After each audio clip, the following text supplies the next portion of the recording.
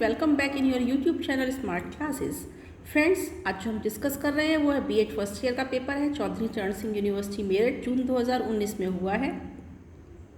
Paper 80 marks का है और इसको हम टेक्नोलॉजी के पेपर के नाम से जानते हैं। वैसे पेपर का नाम है teacher teaching and technology. 3 hours का होने वाला है। 3 सेक्शंस में पेपर डिवाइड है। पहला सेक्शन लॉन्ग क्वेश्चन का है। 3 क्वेश्चन आपको करने हैं 6 प्रश्न में से। ईच क्वेश्चन 16 मार्क्स का है।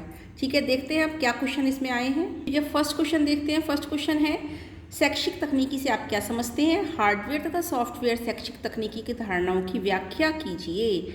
तो पहली यूनिट का पहला क्वेश्चन इम्पोर्टेंट, हर पेपर के लिए फर्स्ट यूनिट इम्पोर्टेंट पूछा है। एजुकेशनल टेक्नोलॉजी का मीनिंग, इसका मतलब आपको बताना है क्या होती है शैक्षिक तकनीकी, इसकी क्या आपकी परिभाषाएं हैं, किस किस लोगों ने क्या क्या परिभाषाएं दी हैं। ठीक है, इसके बाद हमें एक्सप्लेन करना है हार्डवेयर और सॉफ्टवेयर क्या होता है। हार्डवेयर जैसे कि जो चीज़, जैसे कंप्यूटर के अंदर सॉफ्टवेयर उसका प्रोग्राम, जैसे मोबाइल हार्डवेयर है, इसके अंदर का प्रोग्राम क्या है, सॉफ्टवेयर। जैसे ब्लैक बोर्ड हार्डवेयर, चौक से लिखा हुआ मटेरियल क्या है, सॉफ्टवेयर।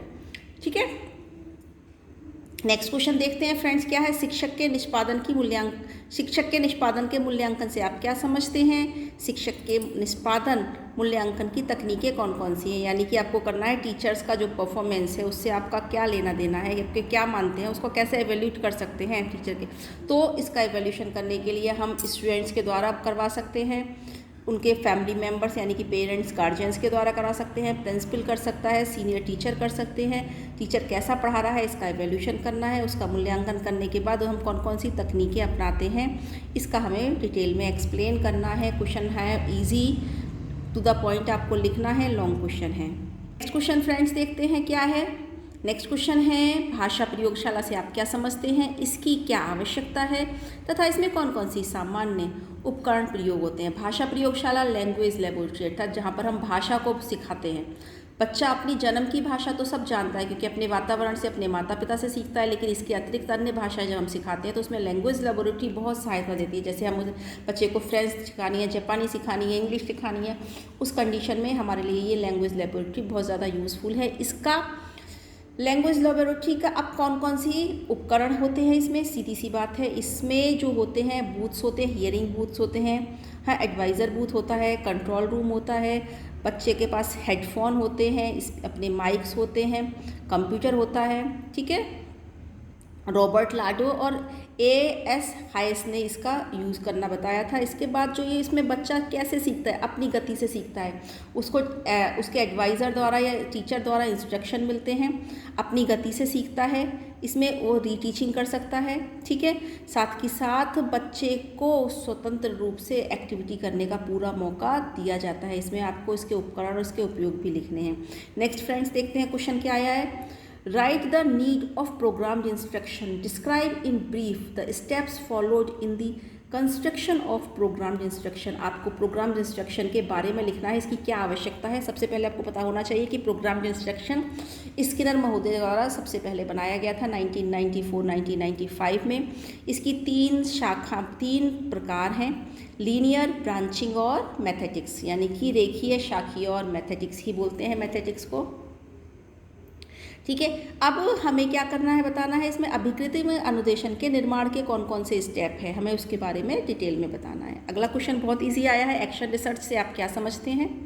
ठीक है, इसके विभिन्न सोपानों का विस्तृत वर्णन किया। एक्शन रिसर्च जानते हैं, जब क्लास में टीचर के सामने कुछ समस्याएं आती हैं, उनको सॉल्व करने के लिए जो वो रिसर्च करता है वो कहलाता है आपका एक्शन रिसर्च। एक्शन रिसर्च को सबसे पहले जो यूज टर्म किया था वो कर्ट लेविन ने किया था, लेकिन शिक्षा के क्षेत्र में स्टीफन एम कोरे ने इसका प्रयोग करना बताया है।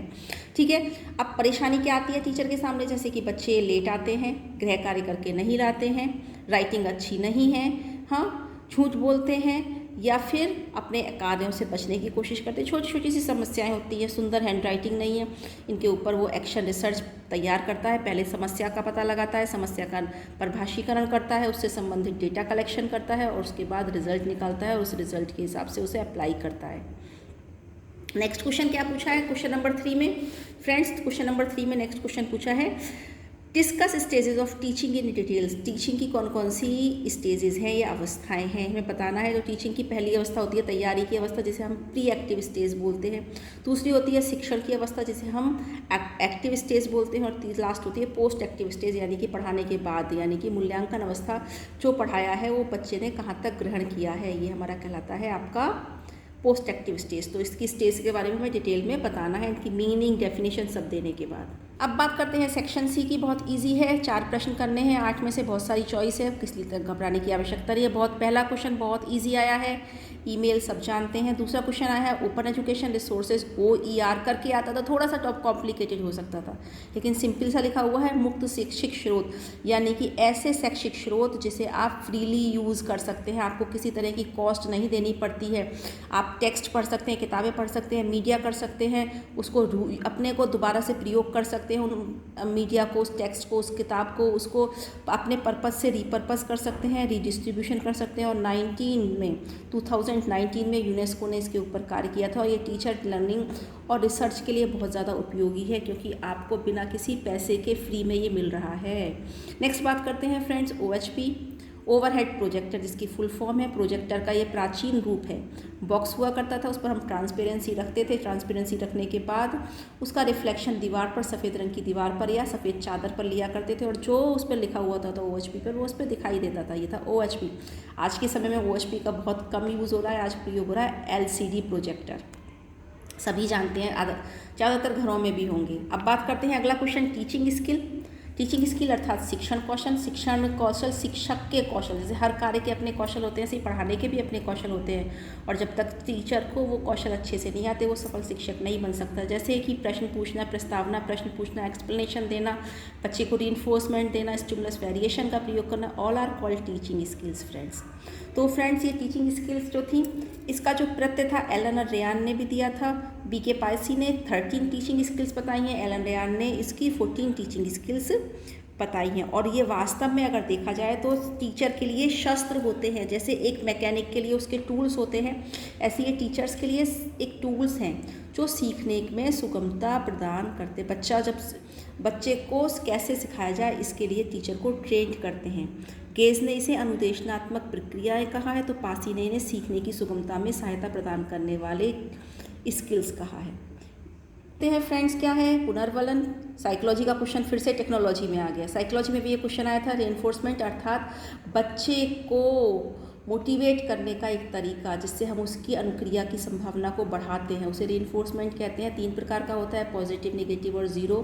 ठीक है, पॉजिटिव जिसमें हम बच्चे को उस कार्य को करने की संभावना बहुत ज़्यादा बढ़ जाती है। निगेटिव अगर हम इसे हटा देते हैं तो कार्य करने की संभावना बढ़ जाती है, और ज़ीरो में ज़्यादा फर्क नहीं पड़ता। टीचर अकाउंटेबिलिटी क्वेश्चन आया है।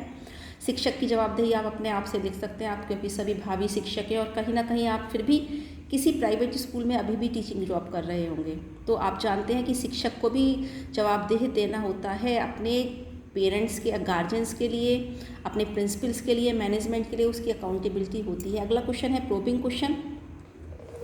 जब आप बच्चे को पढ़ा देते हैं, पढ़ाने के बाद उससे प्रश्न पूछते हैं, खोज करते हैं कि बच्चे को कितना आया, that is called probing question. अगला क्वेश्चन है role playing strategies of teaching. अब क्या करना है, आपको ध्यान होगा कि आप लोगों ने भी स्टेज पर रोल प्ले किए, कभी टीचर का किया, कभी राम का किया, कभी कृष्ण का किया, कभी किसी का। और वही कहलाता है जब बच्चे को हमें किसी के चरित्र के बारे में बताना होता है, तो उस प्ले को हम बच्चे के करने को कहते हैं। जैसे महात्मा गांधी का हमने कोई प्ले करवाया, महात्मा गांधी को बना के उसके जीवन से संबंधित, जो उनके जीवन से संबंधित उनको बताना। तो इस तरह से ये जितने भी चरित्र वाली जो हमारी भूमिकाएं होती हैं, उन्हें सिखाने के लिए हमारे लिए बहुत ही इंपॉर्टेंट और अच्छी स्ट्रेटेजी है। अगला सेक्शन देखते हैं फ्रेंड्स, क्या है सेक्शन सी।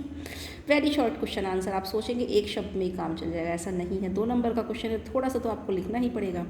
8 प्रश्नों का आपको उत्तर देना है, 10 में से आपके पास सिर्फ 2 की चॉइस बची है। ठीक है, तो 8 प्रश्न देखते हैं कौन से हैं, एक नज़र डालते हैं वेरी शॉर्ट क्वेश्चंस पर। फ्रेंड्स, फर्स्ट क्वेश्चन आपके सामने है internet, use of internet in education. अच्छे से आप लोग खुद से कर सकते हैं, इस समय भी आप इंटरनेट का ही यूज़ कर रहे हैं इस वीडियो को देखने के लिए। नेक्स्ट है any 4 duties of NCERT। NCERT national council of education research and training, इसका क्या कार्य है। सबसे पहला तो इसका यही कार्य है कि जो माध्यमिक शिक्षा है उसके लिए पाठ्यक्रम, हाँ उसके लिए कोर्स वर्क, उसके लिए बुक्स इत्यादि सबका कर तैयार करना NCERT का काम है, उसके नॉर्म्स तैयार करना NCERT का काम है। माइक्रो टीचिंग स्किल से ही रिलेटेड ये देखिए टॉपिक आ गया है, वेरी शॉर्ट में आया, लेकिन इस बार आपका ये लॉन्ग नहीं तो एटलीस्ट शॉर्ट में तो आएगा ही आएगा। माइक्रो टीचिंग, जिसका जो इसको कहा है एलन ने कहा है, माइक्रो टीचिंग है स्केल डाउन टीचिंग, ठीक है। और ये डेविन ने कहा अनुभवहीन शिक्षक, जो भी व्यक्ति होता है उसको शिक्षण कला में पारंगत करने के लिए हम सूक्ष्म शिक्षण का प्रयोग करते हैं। सूक्ष्म शिक्षण जिसका नाम ही है छोटा, ठीक है। PK पासी महोदय ने इसके लिए क्या कहा, ये टीचिंग टेक्निक्स हैं जो हमें सिखाने में सहायता करती हैं, एक शिक्षक के गुणों को हमारे अंदर विकसित करने में सहायता करती हैं। जैसे कि प्रश्न कैसे पूछना है उसका कौशल सिखाना, जैसे बच्चे को रीइंफोर्समेंट कैसे देना है, स्टिमुलस वेरिएशन का कब और कहाँ प्रयोग करना है, ब्लैक बोर्ड राइटिंग कैसी होनी चाहिए, छोटी छोटी सी स्किल्स इन्हें सिखाने में हमें माइक्रो टीचिंग सहायता करती है। माइक्रो टीचिंग के 6 साइकिल होती है, जिसमें पहले होता है प्लानिंग करना लेसन का, उसके बाद उसको टीचिंग करना, उसके बाद उसको फीडबैक मिलना। फीडबैक उसके पीयर्स के साथियों से मिलता है, उसके टीचर्स से मिलता है, ऑडियो विजुअल एड्स के थ्रू मिलता है, ठीक है। नेक्स्ट क्वेश्चन देखते हैं फ्रेंड्स क्या है, बहुत इजी प्रश्न है। श्यामपट्ट लेखन के कौशल बताने हैं। श्यामपट्ट पर आप राइटिंग कर रहे हैं तो उस पर किन किन कंपोनेंट्स का आपको ध्यान रखना है, तो सीधी सी बात है, राइटिंग आपकी नीट एंड क्लीन होनी चाहिए, टू द पॉइंट लिखे जाना चाहिए, साइज बिल्कुल सही होना चाहिए, टीचर की पोजीशन सही होनी चाहिए, ब्लैक बोर्ड पर सिमिट्री से लिखा जाना चाहिए, मेन पॉइंट्स को स्पेशली ब्लैक बोर्ड पर लिखा जाना चाहिए ताकि बच्चा समझ सके कि किन चीज़ों को फोकस करना है। शिक्षण का स्मृति स्तर क्या होता है, स्मृति यानी कि मेमोरी लेवल। एक्चुअली फ्रेंड्स इसके जो टीचिंग के 3 लेवल्स होते हैं, memory level, understanding level and reflective level. तो जो मेमोरी लेवल होता है ये सबसे निम्न स्तर का जो आपका वो है शिक्षण होता है। इसके बाद दूसरा बोध जो इसमें होता है यानी कि अंडरस्टैंडिंग जो होता है उससे थोड़ा सा उच्च स्तर होता है, और चिंतन स्तर सबसे उच्च स्तर का शिक्षण होता है। इसमें बच्चा छोटे बच्चों के लिए मेमोरी लेवल का, क्योंकि इसमें याद करना है, मेमोरी यानी कि स्मृति से संबंधित, याद करने से संबंधित होता है। छोटे बच्चों को जैसे याद करवाने में, जैसे हमने कहा टेबल याद करवाना, अल्फ़ाबेट्स याद करवाना उसमें, ठीक है। नेक्स्ट शाखीय प्रोग्राम, देखिए फिर से आ गया अभिक्रियान्वेषण का प्रश्न। 3 ब्रांच मैंने आपको बताई दी थी, क्या थी, देखिए शाखीय और मैथेटिक्स। शाखीय यहाँ पर फिर से आ गया, इसको विकसित करने के कौन कौन से पद हैं। पूरा यूनिट आपको तैयार करना है, कहीं ना कहीं से कुछ भी क्वेश्चन पूछा जा सकता है, इसलिए सिलेबस में किसी भी टॉपिक को छोड़कर मत चलिएगा, एटलीस्ट उसका मीनिंग आपको जरूर पता होना चाहिए। अब बात करते हैं अन्वेषण व्यू रचना की 4 विशेषताएं बताइए। अन्वेषण जिसको सबसे पहले जो डेवलप किया था 1970 या 80 में एम्स टर्वर्स्की और डैनियल कहलमान ने किया था, लेकिन वास्तव में इसको डेवलप करने का जो श्रेय जाता है वो जाता है हर्बर्ट ए सीमन महोदय को। हर्बर्ट ए सीमन को इसको विकसित करने, क्योंकि अब देखिए अन्वेषण का मतलब अगर देखते हैं, अन्वेषण एक तरह की खोज करना ही होता है। जब कोई बच्चा नवीन चीज़ों की खोज करना चाहता है, that is called heuristic. Friends सिर्फ 3 क्वेश्चंस बचे हैं। एक्शन रिसर्च, इससे पहले भी लॉन्ग क्वेश्चन में आपकी आ चुकी है, फिर से इन्होंने पूछ लिया है। एक्शन रिसर्च क्या होती है पता है आप लोगों को अच्छे से। तथ्य कार्य आवू की 4 विशेषता, यानी कि होम असाइनमेंट जो आपको घर पे दिया जाता है उसकी क्या विशेषता होना चाहिए, टू द पॉइंट होना चाहिए, बहुत ज़्यादा नहीं होना चाहिए, हाँ, और जो भी हो वो बच्चे के लिए इंटरेस्टिंग होना चाहिए, बोझिल नहीं करना चाहिए, बच्चे की जो पढ़ाया गया उसी से संबंधित होना चाहिए। इसलिए हमें ध्यान रखना कि जो विशेषता है इससे बच्चे को घर पर कार्य करने की आदत पड़ती है, हाँ, सेल्फ स्टडी करने की हैबिट पड़ती है, ये सब इसकी विशेषताओं में आ जाएगा। उद्दीपन, कौशल परिवर्तन, फिर से कौशल आ गया एक, अभी माइक्रो टीचिंग आया, टीचिंग कौशल्स आए, शिक्षण स्किल टीचिंग स्किल्स आए, फिर से स्टिमुलस वेरिएशन कौशल इन्होंने पूछ लिया। इससे पहले प्रोबिंग क्वेश्चन पूछा था। स्टिमुलस वेरिएशन उद्दीपन भिन्नता क्या होता है, ये उद्दीपन परिवर्तन। जब से आप शिक्षक का कार्य कर रहे हैं, पढ़ा रहे हैं, तो ऐसा तो है नहीं आप जाके बोर्ड पर खड़े हो जाएंगे, बिल्कुल स्टैचू बन जाएंगे, आपके हाव भाव में परिवर्तन होगा, आपके चेहरे के की जो आपकी टोन है उसमें परिवर्तन होगा, आप कभी चहल कदमी करेंगे, कभी बच्चे के पास तक जाएंगे, ये क्या होता है उद्दीपन भिन्नता, ताकि आप बच्चे को अलाइव लगे, ऐसा लगे कोई स्टैचू से पढ़ा रहा है, ठीक है, ये कहलाता है आपका उद्दीपन भिन्नता। फ्रेंड्स आई होप आपको ये क्वेश्चन पेपर समझ में आया होगा। सिर्फ इन्हीं क्वेश्चंस को भी अगर आप डेप्थ के साथ करेंगे तो भी आप ये मान के चलिए पूरे सिलेबस से कवर हो रहा है ये क्वेश्चन, आपका पूरा सिलेबस ऑटोमेटिकली ही कवर हो जाएगा। इसीलिए बिना किसी घबराहट के अपने पेपरों की तैयारी में अपना पूरा अटेंशन लगाइए। अभी आपके पास 10 से 15 दिन है, किसी भी तरह की कोई देरी नहीं हुई है। आज से भी अगर आप लग जाएंगे तो 80 में से 70 नंबर आप अवश्य लेकर आएंगे। इन्हीं शुभकामनाओं के साथ धन्यवाद।